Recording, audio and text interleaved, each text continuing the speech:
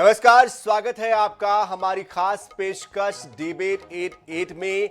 मैं हूं सनी गंगासागर आपके साथ में और आज का हमारा विषय है चैंबर का घमासान। जी हां, Chhattisgarh chamber of commerce and industries के चुनाव को लेकर घमासान मचा हुआ है।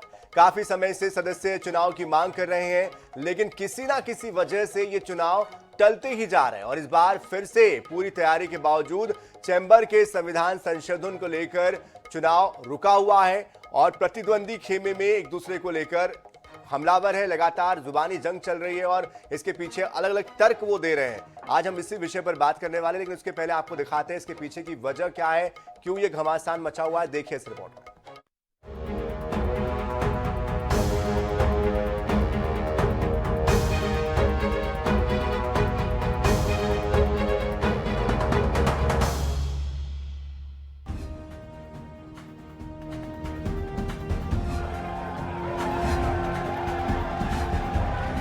बीते दिनों चैंबर की प्रदेश कार्यकारिणी की बैठक में एकमत से चुनाव को लेकर सहमति भी बन गई थी। इसके बाद शिवराज भंसाली की मुख्य चुनाव अधिकारी के रूप में नियुक्ति भी हो गई, लेकिन चैंबर में विपक्षी पैनल के सदस्यों ने फर्म और सोसाइटी में संविधान संशोधन के खिलाफ शिकायत की थी।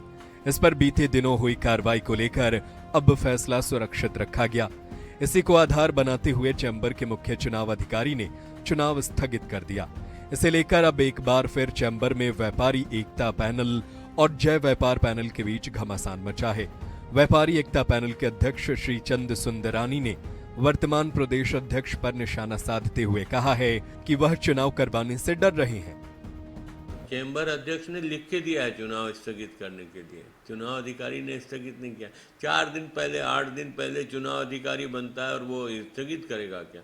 ये अपनी ठिकरी दूसरों पे फोड़ने के आदी रहे। 3 साल में ये किसी को वोटर लिस्ट नहीं देते। हम लोग मांग मांग के थक गए, वोटर लिस्ट नहीं देंगे। ये अपने विरोध में कोई चुनाव न लड़े, इसका रास्ता बना के रखा है इन्होंने। चुनाव से डर रहे, इसका मतलब ये निश्चित रूप से डर रहे, देना वोटर लिस्ट। दूसरी ओर जय व्यापार पैनल और चैंबर के कार्यकारिणी अध्यक्ष विक्रम सिंह देव का कहना है कि चुनाव स्थगित कराने का फैसला चुनाव अधिकारी का है, क्योंकि प्रदेश कार्यकारिणी की बैठक में हमने चैंबर उन्हें टेक ओवर कर दिया था। अब जब चुनाव आयोग चाहेगा तभी चुनाव होगा। ये कहना गलत है कि हम चुनाव करवाने से डर रहे हैं। उन्होंने यह भी कहा कि जब कोई विधायक और सांसद कितने बार ही चुनकर आ सकते हैं, तो चैंबर में अध्यक्ष के लिए यह बाधा क्यों हो। इसे लेकर ही हमने संविधान संशोधन किया है। हम लोगों ने चुनाव आयोग को चैंबर टेक ओवर कर दिया था। चुनाव आयोग को आपको मालूम होना चाहिए कि 23 तारीख को आखिरी कार्यकारिणी थी। उस कार्यकारिणी के बाद चुनाव आयोग आके चैंबर को टेक ओवर कर लिया। उसके बाद 1 महीना की प्रक्रिया होती है मतदाता सूची का। एमेंडमेंट देख रहे हैं कि 2 बार नहीं लड़े। अरे क्यों नहीं लड़ेगा भाई 2 बार? देश की प्रधानमंत्री तीसरा बार, हमारे विधायक आज 8-8 भर के विधायक हैं, 7-7 भर के सांसद हैं। ये कौन सा नियम है कि आप सिर्फ 2 बार अध्यक्ष के लिए? राज्य में कारोबारियों के इस प्रमुख संगठन में पहले भी चुनाव में सरगर्मी देखी जाती रही है। अब की बार प्रदेश में सत्ता परिवर्तन के बाद चुनाव हो रहा है, इसलिए चैंबर चुनाव रोचक हो चला है। लेकिन संगठन कोई भी हो, उसे संविधान सम्मत ढंग से ही चलना चाहिए, तभी संगठन की साख बची रहेगी। रायपुर से INS 24/7 के लिए मनोज नायक की रिपोर्ट। तो चैंबर का जो घमासान है वो मचा हुआ और इस घमासान के पीछे की वजह कुछ हद तक तो आपने इस रिपोर्ट के जरिए समझ ली है, लेकिन इस पर और डिटेल में बात करने के लिए हमारे साथ हमारे खास मेहमान भी जुड़ चुके हैं। उनसे आपको रूबरू करा देते हैं। हमारे साथ जुड़ चुके हैं राजेश वासवानी जी, एकता पैनल चैंबर के सदस्य हैं, पूर्व उपाध्यक्ष भी रह चुके हैं। साथ ही हमारे साथ मौजूद है मनमोहन अग्रवाल जी, कार्यकारी अध्यक्ष है चैंबर ऑफ कॉमर्स के। आप दोनों का बहुत बहुत स्वागत है। लेकिन शुरुआत में राजेश वासवानी जी आपसे ही करना चाहता हूं, आखिरकार चुनाव क्यों नहीं हो पा रहे? किस वजह से आपको आपत्ति है? क्या दिक्कतें हो रही है? इतना लंबा वक्त क्यों लग रहा है इस तरह की चीजों को लेकर? धन्यवाद गंगा सागर जी। सबसे पहले तो मैं आपका धन्यवाद दूंगा कि आज आपके माध्यम से छत्तीसगढ़ के व्यापारियों को सारी चीज़ें स्पष्ट हो जाएगी कि चुनाव क्यों नहीं हो रहे हैं। अभी मैंने एक बात देखी है, विक्रम सिंह देव जी की। वो बोलते हैं कि प्रधानमंत्री और विधायक कितनी बार भी चुनाव लड़ सकते हैं, तो हमारा अध्यक्ष कितनी बार भी चुनाव क्यों नहीं लड़ सकता है।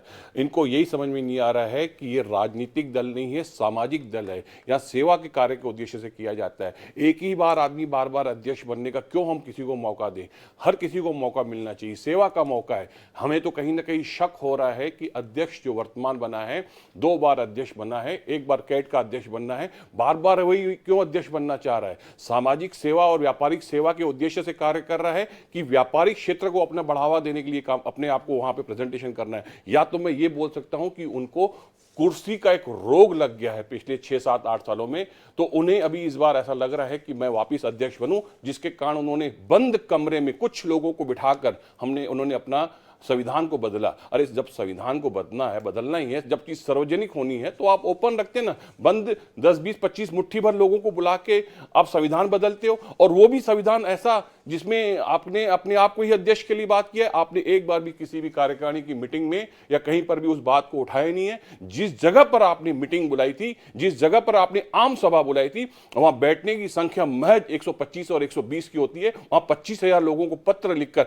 आपने व्यापारियों के साथ गुमराह किया, एक प्रकार का छल कपट किया है। यह संविधान के खिलाफ है। हम चुनाव कभी नहीं चाहते कि ना हो, हम चाहते हैं कि संविधान में बदलाव होना चाहिए। आप पुराने बायलास में चुनाव कराओ ना, हम कहां मना करते। नए संविधान को जबरदस्ती आपने अपने पद के कारण, आपको पता है कि मेरा कार्यकाल मार्च में समाप्त हो रहा है, आपने मार्च में अपने बायलास को चेंज किया ताकि कल को ये मुझे चैलेंज करे तो मैं कोर्ट के माध्यम से इन्हें 2-3 साल खींच लूं और मैं फिर 2-3 साल बैठे रहूं। ये आपकी मंशा साफ जाहिर दिख रही है। पिछली बार आपको लग रहा था कि कांग्रेस की सरकार वापस आएगी, मैं पुनः अध्यक्ष बन जाऊंगा, पर आपके इरादे पर नाकाम हो गए। अब आपको पैरों से जमीन खिसकते हुए दिख रही है कि मैं शायद अब चुनाव जीत नहीं पाऊंगा, क्योंकि मेरा जो एजेंडा था उसमें मैंने किसी प्रकार का कोई कार्य नहीं किया। आपके सारे एजेंडे में आज लेकर आए हूं, उस एजेंडे पर अगर मैं बात करूंगा तो किसी भी बिंदु पर आपने काम नहीं किया, जिसके कारण आज आपको अपने आप से ऐसा महसूस हो रहा है कि मैं चुनाव हार जाऊंगा। इसके कारण आप चुनाव नहीं करा रहे हैं।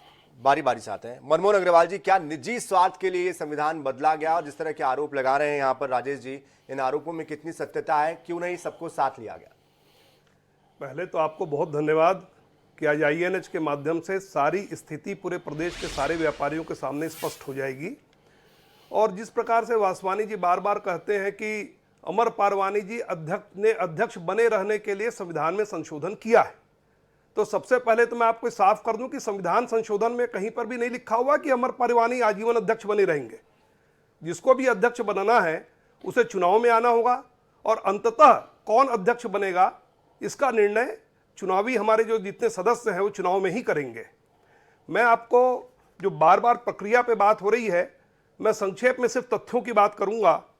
संविधान संशोधन की पूरी प्रक्रिया ऑनलाइन जमा किया गया था।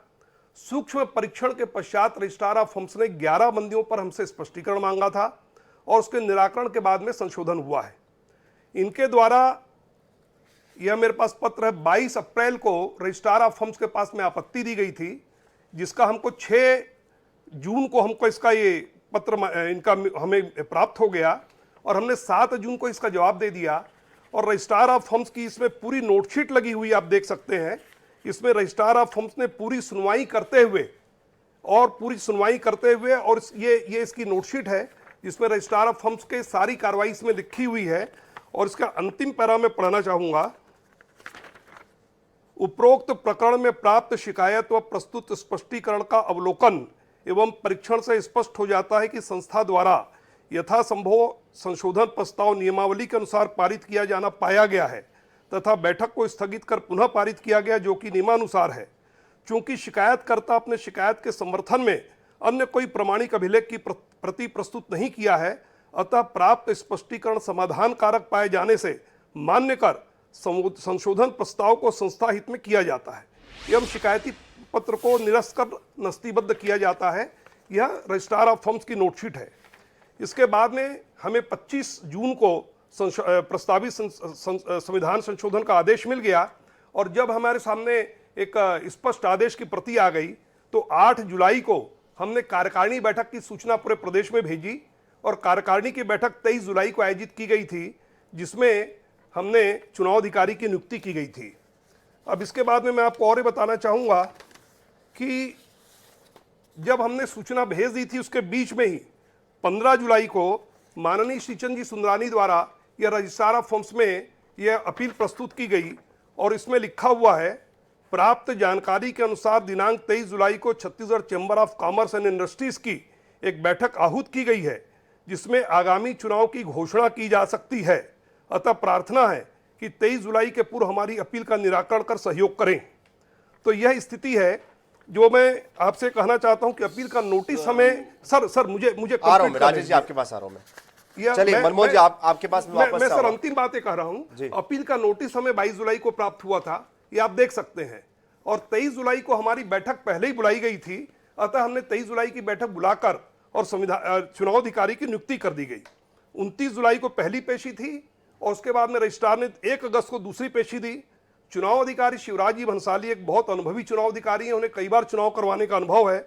उन्होंने हमसे इस लिटिगेशन के बारे में जानकारी मांगी। चलिए वापस आऊंगा मैं आपके पास। राजेश वासवानी जी, जब सारी प्रक्रियाएं यहाँ पर बता रहे हैं मनमोहन अग्रवाल जी बाकायदा अपने साथ वो कागजात लेकर आए हैं, ऐसे में ये जो कागजात हैं, क्या इन पर आपको विश्वास नहीं है, प्रक्रियाओं पर विश्वास नहीं है, कहां पर मामला फंसा? मन जी भाई से पूछिए कि हमने आपके पास जून में आपत्ति दर्ज चुनाव कराने के लिए लेटर भेजा है और उस दिन की दैनिक भास्कर की हेडिंग है कि रजिस्ट्रार का नोटिस आपको प्राप्त हुआ है। सबसे पहले तो इन्होंने क्या है, अध्यक्ष जी कभी अपने सामने बयान नहीं करते, हमेशा दूसरों के कंधे पे बंदूक रख के चलाते हैं और अपने आप की छवि साफ सुथरी रखना चाहते हैं। ये मेरा आरोप है अध्यक्ष के ऊपर। हमेशा वो कभी भी किसी न किसी दूसरे व्यक्ति को भेज के अपनी सफाई पेश करवाना चाहते हैं। यह मेरा उनके प्रति कहीं ना कहीं दर्द है कि आपसे अगर क्वेश्चन किया जाता है आपको आके बाइट देना चाहिए। कभी भी मीडिया में या समाचार में अध्यक्ष आप है, आप खुद नहीं आते, अपने आप की छवि साफ सुथरा रखना चाहते हैं। दूसरा मेरा ये कहना है कि 23 जुलाई को जब आम सभा हुई थी, उस आम सभा के पहले सब रजिस्ट्रार को पार्टी बनाया गया है। आपके जो आपने मिली भगत करके सब रजिस्ट्रार से आदेश पास करवा लिया। जब हमने रजिस्ट्रार से बात की तो रजिस्ट्रार दंग रह गए कि ऐसे कैसे निर्णय हो गया। जब आपने हमको आपत्ति लगाई है तो ये कैसे एक तरफा पक्षी हो गया। उन्होंने सब रजिस्ट्रार को पार्टी बनाया है, चेंबर अध्यक्ष को पार्टी बनाया है, चेंबर कार्यालय को पार्टी बनाया है। और 23 जुलाई को सबसे मजेदार बात, 23 जुलाई को सबसे मजेदार बात है कि कार्यकारिणी में एक नया ड्रामा किया जाता है अध्यक्ष महोदय के द्वारा कि उन्होंने चुनाव अधिकारी घोषित कर दिया। जब आपको मालूम था कि आपके पास रजिस्ट्रार फोरम से लेटर आ चुका है कि इसका फैसला होना बाकी है, तो आपको चुनाव नहीं कराना था, आपको फिर से आम सभा पारित करनी थी कि ये चुनाव मैं पुराने बायलास पे कराऊं या नए बायलास पे कराऊं। और हमारा कभी भी चुनाव के खिलाफ कोई मैटर नहीं है, हमारा बायलास के खिलाफ मैटर है कि आपने मुट्ठी भर लोगों को बुला के बायलास पास करवाया है। अध्यक्ष कौन बनेगा वो आपकी पदोन्नति हमें दिख रही है। 9 साल से आप ही बैठे हुए, आप ही सामने आ रहे हो, तो हमें समझ में आ रहा है कि आप अपने ही लिए काम अध्यक्ष बनने के लिए बायलास को चेंज किया है। यह सफाई देना अलग बात है कि कौन अध्यक्ष बनेगा। लेकिन राजेश जी, यहाँ पर कार्यकारी अध्यक्ष से और बाकी लोगों से जब बात की गई तो उन्होंने बताया कि डाक के जरिए इस जो बैठक हुई थी उसके बारे में सूचना दी गई, उस पर लगभग 4 लाख रुपए खर्चा आया है। उसकी जो रसीद है वो हमारे पास है, हम चाहे तो वो रसीद दिखा सकते हैं। लोगों को 100 लोगों को भी पत्र नहीं मिला है और 7 लाख रुपए का खर्चा बताते हैं। 4 रुपए की पोस्ट टिकट लगती है। इसके पहले भी एक मीटिंग करा के उन्होंने टोटल 7 लाख का खर्चा पिछली बार उन्होंने अपनी बाइट में बताया है। 4 रुपए की पोस्ट लगती है। अगर 25,000 लोगों को भी भेजा जाए तो 1 लाख रुपए का खर्चा होता है। 7 लाख रुपए का खजूर खर्चा आपने दिखाया है। मेरी तो समझ से बाहर है कि किस तरीके से पैसा व्यय कर रहे हैं। मैं तो दूसरा आरोप भी लगाऊंगा कि 12,000 सदस्यों की आपने नई जनसंख्या बनाई है, चेंबर के सदस्य बनाए हैं। 3500 × 12 लगभग 4 करोड़ रुपए आपके आते हैं। 1.5 करोड़ रुपए हमारा पुराना था। 5.5 करोड़ रुपए का फंड आपके पास होना चाहिए। आपने मात्र 1 करोड़ 90 लाख रुपए फंड दिखा रहे हैं। इतने सारे पैसे 3 साल में आपने कैसे खर्च कर दिया। आपने चुनाव में जो जीते हुए पदाधिकारी हैं उनको न देके आपने नए मनोनीत कर दिया। अंशदान आपने उनको दिया। मैं तो ये आरोप लगाता हूं कि बाहर आपका मैसेज है कि एक मेंबर बनाओ और 1750 रुपए की आप अंशदान हमसे ले जाओ। वो आप चुनावी फंड के लिए खर्चा करो या आप अपने ऑफिस में खर्चा करो या अपनी मीटिंग में अय्याशी में खर्चा करो। मैं इस तरह का आरोप लगाऊंगा आपके ऊपर, क्योंकि चुनाव की तारीख अभी आई नहीं। आप अभी आरोप प्रत्यारोप जो आप लगा रहे हैं उस पर तो हम बाद में आएंगे, लेकिन अभी चुनाव की तारीख नहीं आई है। मनमोहन अग्रवाल जी, जो प्रदेश के 25,000 जो व्यापारी हैं वो इंतजार कर रहे हैं कि आखिरकार कब चुनाव हो और कब उनके हित की बात रखी जाए। ऐसे में जब विपक्ष इस तरह के आरोप लगा रहा है और उनके पास जो अपने तर्क है, उनके तर्कों का भी अपना एक जवाब आपको देना पड़ेगा। तारीख को लेकर आगे क्या कोशिश हो रही है, किस दिशा में चैम्बर आगे बढ़ रहा है, और ये जो कही जा रही है बात कि वोटर लिस्ट अब तक नहीं दी जा रही है, उसके पीछे की क्या वजह? देखिए, वोटर लिस्ट तो पिछली बार से ये मनमोहन जी से मेरा सवाल है। मनमोहन जी से सवाल है। सर, आपने बहुत अच्छा सवाल किया है। मैं सिर्फ तथ्यों की बात करूंगा, हवा हवाई आरोपों की बात नहीं करूंगा। चेंबर का चुनाव करवाने में लगभग 3 माह का समय लगता है और लगभग 40 से 50 लाख रुपए का खर्च आता है। जैसा कि मैंने आपसे कहा कि शिवराज जी भंसाली एक बहुत अनुभवी और कई बार चुनाव वो करवा चुके हैं, बहुत अनुभवी चुनाव संचालक हैं। तो उन्होंने हमसे लिटिगेशन के बारे में जानकारी मांगी और हमने उनको बताया कि नए संविधान संशोधन के ऊपर स्टे लगाने की अपील की गई है। तो उन्होंने कहा चूंकि एक अस्पष्टता की स्थिति है, तो जब तक स्थिति स्पष्ट न हो जाए हम भी 3 महीना क्यों मेहनत करेंगे और क्यों चेंबर संस्था का इतना खर्च करेंगे। तो स्थिति के स्पष्ट होने तक उन्होंने चुनाव स्थगित कर मैं विरोध करूंगा सर, या तो इनको बोल लेने राजेश दीजिए, जी, या तो इनको बोल लेने दीजिए। राजेश जी, आ रहा हूं आपके पास, उनकी बात पूरी होने दीजिए। जी मनमोहन जी। है ना, तो ये जो है, ये चुनाव अधिकारी ने अपने विवेक का इस्तेमाल करते हुए इस चुनाव को स्थगित किया है और रजिस्ट्रार ऑफ फर्म्स ने दोनों पक्षों को सुना है और दुर्भाग्य से रजिस्ट्रार ऑफ फर्म्स उसी दिन उनका तबादला हो गया। तो अब नए अधिकारी आएंगे और वह जब कुछ इसमें स्पष्ट आदेश पारित करेंगे तो स्थिति स्पष्ट होगी। एक मैं आपको बहुत रोचक बात बताना चाहूंगा, जो वासवानी जी बार बार कह रहे हैं कि ये तो सेवा का पद है और किसी भी व्यक्ति को 2 बार से ज्यादा नहीं रहना चाहिए।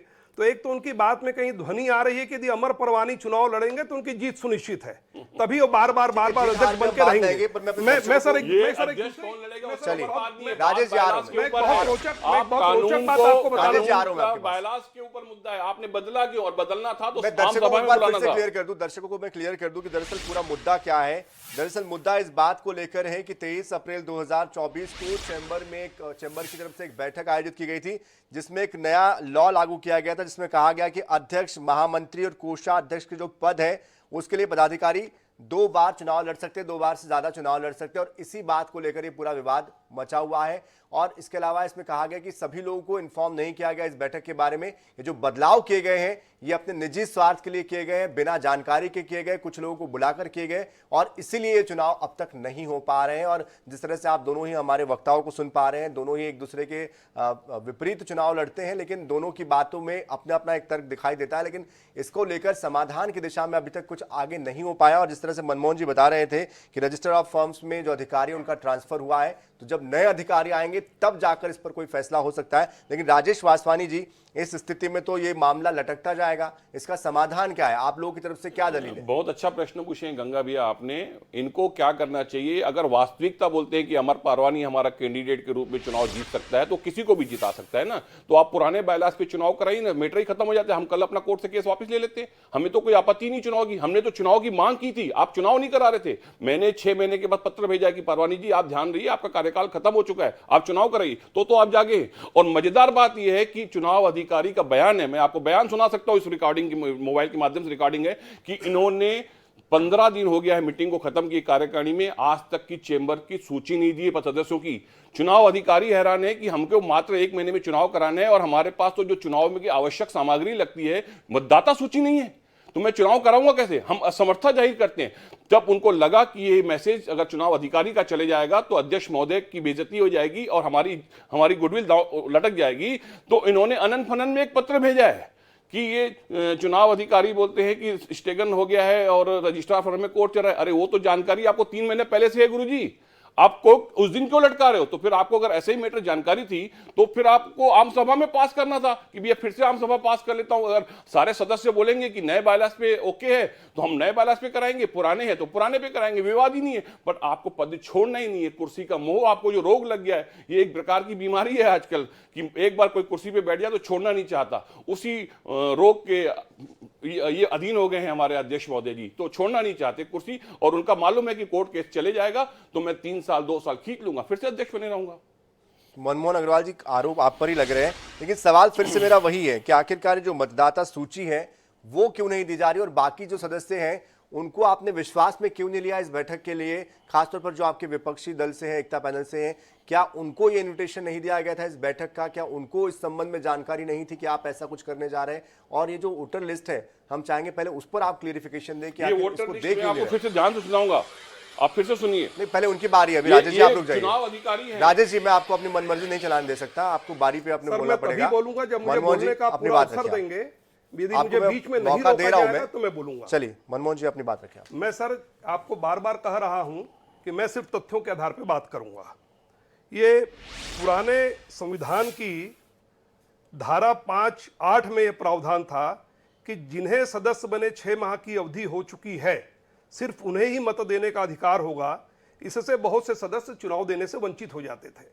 नए संविधान में हमने यह संशोधन किया है कि जिस कार्यकारिणी में चुनाव अधिकारी की नियुक्ति होगी उस तारीख तक बने हुए सारे सदस्यों को वोट देने का अधिकार होगा। तो यह बहुत स्वाभाविक सी बात है कि अंतिम कार्यकारिणी तक जो सदस्य बने हैं उनकी मतदाता सूची बनने में वक्त लगना बहुत स्वाभाविक सी बात है।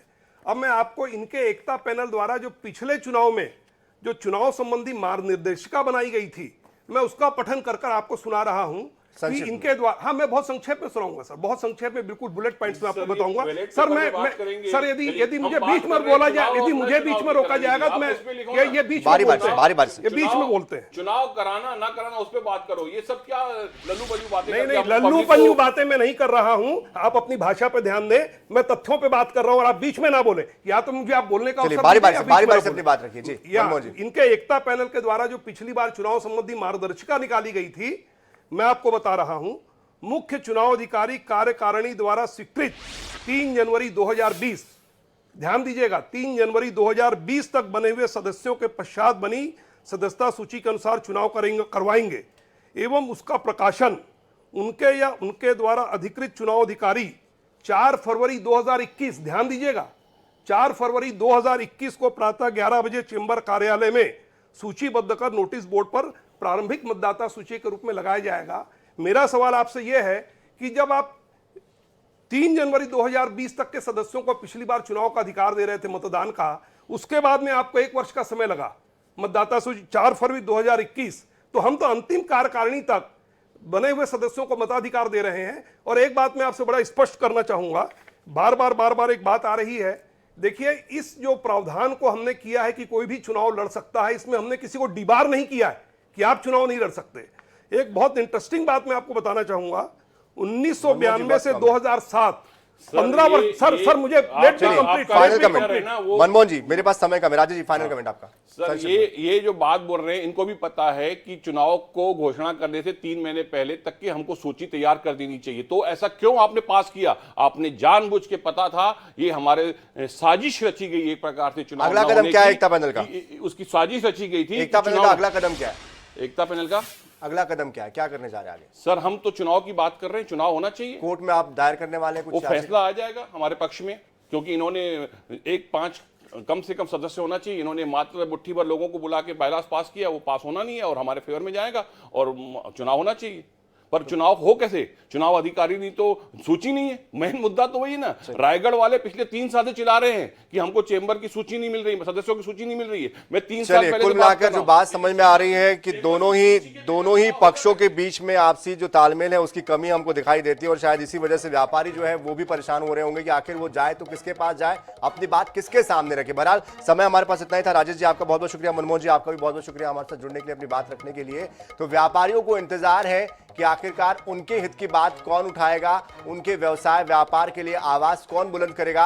जब अब हमारे पास जो बड़े बड़े नाम हैं, जो पैनल्स हैं, वो खुद आपस में भिड़े हुए हैं, तो ऐसे में उनकी समस्याओं का समाधान कैसे होगा? उम्मीद करते हैं कि आने वाले समय में सभी व्यापारियों का विश्वास जीतते हुए इस दिशा में समाधान के लिए कदम आगे बढ़ाने के लिए दोनों ही दल मिलकर कोशिश करेंगे, प्रयास करेंगे और इससे व्यापार में भी प्रगति होगी, व्यवसायियों में भी उन्नति के लिए दिशा में आगे सोचने के लिए एक विचार बनेगा और साथ साथ प्रदेश की भी उन्नति इस दिशा में हो पाएगी। इसी उम्मीद के साथ इस खास पेशकश में इतना ही। ताजा खबरों के लिए, अपडेट्स के लिए आप बने रहिए INS 24/7 के साथ। नमस्कार।